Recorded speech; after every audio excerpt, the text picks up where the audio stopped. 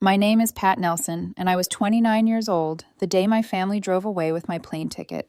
They didn't shout, they didn't argue, they didn't even look guilty. We only had 3 tickets, my father said, already reaching for the car door, and she matters more. He didn't say my name, he didn't have to. I stood on the driveway, keys still warm in my palm, watching the trunk close. My mother was already in the back seat, sunglasses on, smiling like she was headed into a brochure. My younger sister slid into the front, phone raised, filming herself for her story before we even reached the end of the street. And in the passenger seat, smiling like he belonged there, was my cousin's son, the one who really needed the break. The engine started. No goodbye, no second glance. My ticket was in my father's jacket pocket. I knew because I'd handed it to him myself. I didn't say anything, not because I didn't have words, but because silence had been growing inside me for years. By then, it was fluent. The car rolled away slowly, taillights disappearing behind the hedge I helped plant 3 summers ago. I went back inside alone. The house felt hollow, like it was holding its breath without me. I didn't unpack. I sat on the edge of the guest bed, jacket still on, hands in my pockets like I might find something left there, some proof I mattered. The furnace clicked on. Somewhere down the hall, the dog whined behind a closed door. They'd even asked me to dog sit while they took my seat. That wasn't the worst part. The worst part was that this wasn't new. I didn't cry. I didn't call them. I didn't post anything. I opened my banking app. First, I canceled the recurring transfer labeled Vacation Fund. Then I paused the payment on my sister's car lease, the one I co-signed because her credit wasn't ready yet. Next, I logged into the ticketing account, the one I always used to book family events. I removed every saved profile, not to punish, to protect. 3 days later, my grandmother called. Her voice was soft, like she didn't want the question to hurt me. "Weren't you with them?" she asked. "I sent $13,000 so you'd all go." I didn't answer. Instead, I opened the family group chat, scrolled past the photos of them laughing on the pier, hit record. I sent one voice memo. Just their laughter. That night, a new number joined the chat. James Holloway, attorney at law. He dropped a file. Updated document.pdf. I didn't open it. I didn't need to. I lay in bed staring at the ceiling fan spinning slow circles, my phone face down, buzzing with messages I already understood. This wasn't forgetting my birthday. This wasn't losing a gift in the mail. This was deliberate, systemic, sanctioned. The laughter I sent wasn't revenge, it was evidence. And it was the moment everything changed. I didn't open the PDF the next morning either. I already knew what it was. Instead, I made coffee and sat at the kitchen table like it was any other day. Sunlight crept across the counter, catching dust I hadn't noticed before. Everything felt sharper, cleaner, like my brain had finally stopped buffering. The laughter I sent had done something. It hadn't caused chaos yet, but it cracked something open, a seam I couldn't unsee. The first memory that hit wasn't even about the trip. It was me at 13, holding the front door open while my uncle carried in a flat-screen TV I'd paid for with my summer job. They said it was for the family. I never touched the remote. Then the graduation gift that got lost in the mail. The time I offered to help plan my mom's birthday trip and got told, "No need, your sister has it covered," only to find out later she used my credit card to book it. I wasn't a person in this family. I was infrastructure. I helped. They forgot. I paid. They celebrated. I showed up. They excluded. This wasn't a series of bad moments. It was a system, and I was its power source. I opened my banking app again, not to check balances, but to trace patterns, line by line, month by month. Streaming services I never watched, charities I didn't choose, medical bills I was told were temporary. Every single one in my name. I'd funded 3 vacations I never went on, covered utilities for a house I didn't live in, paid for a graduation party thrown for my cousin, the same cousin who told me last Christmas that I wasn't really family, just lucky to be around. The worst part? I knew about most of it. I let it happen because I told myself being useful was the only way to be included. They clapped when I paid the check, smiled when I fixed the Wi-Fi, laughed when I made the hard decisions so they wouldn't have to. But they never asked how I was doing. Not when I broke my wrist and drove myself to the hospital because everyone was busy. Not when I skipped a vacation I'd planned for a year because they needed help covering emergency plumbing. Not when I missed my grandmother's 80th birthday because they forgot to tell me the time change. And still I kept showing up. Until they gave away my seat. My seat? I opened my Photos app and searched airport, found the screenshot of the flight confirmation I never used, the one I booked the day after my mom cried about how tight money was. Then I opened the message thread from my sister. Thanks for fronting the tickets. We'll pay you back as soon as taxes come in. That was 17 months ago. I scrolled further back, found a message from my dad. This cruise means a lot to your mother. Thank you for making it happen. I paid for the cruise. I wasn't invited. Another memory punched harder. Thanksgiving, 3 years ago. 5 hours stuck in traffic. I called ahead. No answer. I arrived just in time for dessert. They'd given away my seat to a friend from church. My plate sat on the counter, cold, wrapped in plastic. My mom handed it to me like she was doing me a favor. I smiled, ate alone on the porch, and posted a sunset photo with the caption, "Grateful." I was lying. Back in the present, I opened my laptop. I still hadn't touched the PDF. I didn't need to. The truth had already landed like a bomb. They didn't forget me. They removed me, used me, and when I was drained, they replaced me. That wasn't neglect. That was strategy. Someone in that house had said, "Let's not waste the ticket," and someone else replied, "She'll understand." They were right. I did understand, just not the way they hoped. Because this wasn't pain anymore. This was evidence. I opened the family trust document, the one I'd revised 2 years ago because no one else understood the legal terms, the one that required unanimous signatures for medical or housing decisions. Guess whose name was forged last winter? Then the shared cloud drive. 5 new PDFs uploaded this month. None by me. One labeled Mom, Healthcare, Directive at Side. Another Vacation Expenses 2023 P. I opened it. Every cost listed under my name. $13,254. I hadn't even known they took that trip.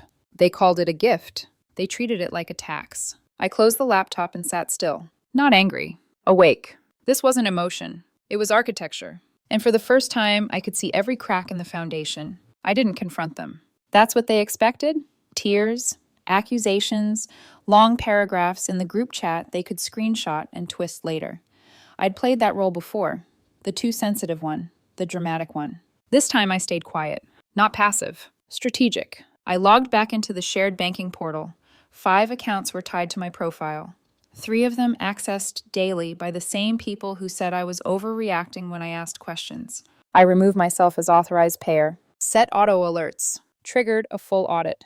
18 months of transactions landed in my inbox within minutes. Clean, itemized, undeniable. Next, the phone plan. 5 lines, all paid by me. I transferred ownership to my father's email and set a 72-hour deadline. After that, the numbers would be deleted. No warnings, no follow-up. Then the subscriptions. Netflix, Hulu, Amazon, YouTube. I deactivated every profile except mine. Changed the passwords to quotes they'd never recognize. Sentences I'd said that went unanswered. Are you okay? Let me know if you need help. I can't do this anymore. Infrastructure. Offline. Next. Cloud storage. My company account had been covering everything. Family documents, vacation photos, medical scans, even my grandmother's records, uploaded without my knowledge. I froze access. 7 days to download anything essential. After that, the drive would be wiped. I wasn't erasing memories. I was reclaiming bandwidth. By midnight, I had coffee in hand and a drafted notice. Subject, withdrawal of support, effective immediately. I attached everything. Forged documents, financial summaries, receipts for trips I didn't take, proof of charges I never approved. I CC'd my grandmother. Then I CC'd her lawyer. That was the real move. They thought I'd stay quiet like before, disappear, absorb it, move on. But I'd already read the revised will. My grandmother had made changes, and now she knew why. By morning, I had 3 voicemails. My sister, "Why aren't the phones working?" My mother, "I think something's wrong with Netflix." My father, "We need to talk. Call me back immediately." I didn't call back. I called the title company. I was still on the deed to the lake house, the one they booked every summer like it was a free rental. I'd refinanced it years ago. They never asked how. I requested a title review. When the agent asked why, I said, "Misuse of trust, intentional exclusion, unapproved revenue." She paused, then asked, "Do you want to revoke access?" I said, "Not yet. Let them sweat." Next, the shared family calendar. I deleted every event I'd created, then removed myself completely. The cabin bookings canceled, billing halted, closures submitted. I paid the taxes. I signed the lease termination. I sold it.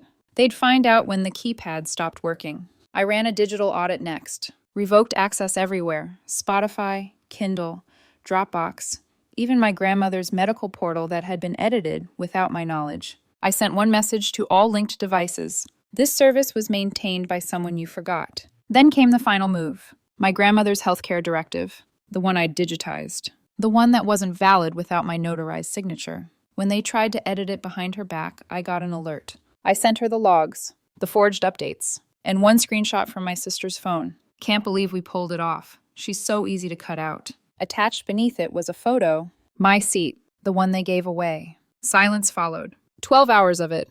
Then chaos. Emails, voicemails, the group chat exploding. Accusations, guilt, threats. They said I broke the family. Said my grandmother was crying. But I knew better. She wasn't crying. She was watching. And she had questions. The first message didn't come from my parents. It came from my cousin David, the only one who hadn't contacted me all day. No hello, no small talk. Is it true she updated everything? I didn't answer his question. I asked one of my own. Did you know they used my ticket? Silence stretched on the line, long enough that I thought he'd hung up. Then, quietly, no. I let that sit. A minute later, he spoke again. She told me she doesn't recognize them anymore. His voice wasn't angry, it was shaken. Not because of the documents, because of what they proved. She said she's tired of pretending, he added. She watched them use you, manipulate you, laugh about it. At 10:11 p.m., my phone pinged. The old shared family email account, one I no longer had access to, registered activity. I'd installed tracking years ago, just in case. A file titled re-updated document.pv was opened. Then forwarded. 26 recipients. Every cousin, every aunt, every uncle, even my father's college roommate. Minutes later, my grandmother sent one screenshot to the family group chat. She never asked for anything, but you took everything. No emojis, no follow-up. Just that. The silence that followed wasn't dramatic. It wasn't tense. It was final. They had seen it all. The numbers, the forged signature on the healthcare directive, the cruise booked on my emergency card, the messages where they joked about giving away my seat. There was nothing left to spin. I didn't post anything. Not on social media. Not in the group chat. I didn't need to. The truth was louder than I could ever be. I sent everything to one person only, my grandmother's lawyer. I gave consent for full release. By morning, a public Dropbox link circulated with a neutral title. Documents requested for clarity and legal record. Within 24 hours, the fallout spread. 2 members from their church quietly messaged me. That explains a lot. My father's friend stepped down from the Rotary Board. My aunt's boss suggested she take some time. My cousin's GoFundMe stalled after her name appeared in a screenshot.